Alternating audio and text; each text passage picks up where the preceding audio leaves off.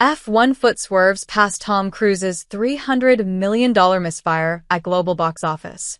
Mainly because it's still playing exclusively in theaters, combined with the fact that it hasn't been given a streaming release date yet, Apple's F1 is charging towards unexpected new heights at the box office. The movie was never expected to do as well as it has, especially considering the ceiling for tech giant-produced movies in the past. But, against all odds, F1 is now within touching distance of the $600 million mark at the global box office. Starring Brad Pitt, the movie got an added shot in the arm as it was re-released in select IMAX locations this week, with a potential expansion in 7 days. F1 has proven that a movie marketed as a big-screen experience, and one that isn't diluted with an early PVOD release, can still do wonders theatrically. F1 has grossed nearly $180 million so far at the domestic box office, where it's playing in over 1,300 locations. Internationally, the movie has made $392 million for a cumulative global haul of $570 million.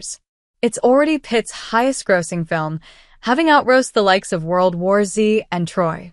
It's also the highest-grossing original film in years, and the highest-grossing film produced by a tech company. F1 is set against the backdrop of the Formula One racing championships, which have typically been more popular overseas than they are domestically.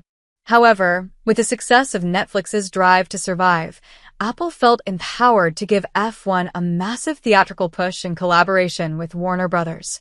Directed by Top Gun Maverick's Joseph Kosinski, F1 has now overtaken 2011's The Smurfs, 2023's The Little Mermaid remake, and Tom Cruise's Mission: Impossible – Dead Reckoning. Produced on a reported budget of $300 million, Dead Reckoning was released in the wake of Christopher Nolan's Oppenheimer and Greta Gerwig's Barbie. It was perceived to have underperformed at the box office, despite a near-perfect 96% score on the aggregator website Rotten Tomatoes. F1's successful box office performance is extra marketing for its streaming release.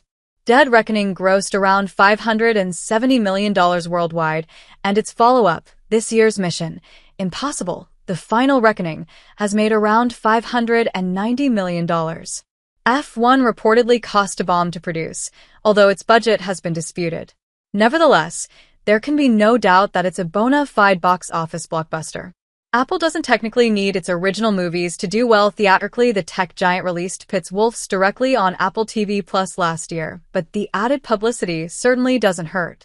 You can check F1 out on IMAX again, and stay tuned to Collider for more updates.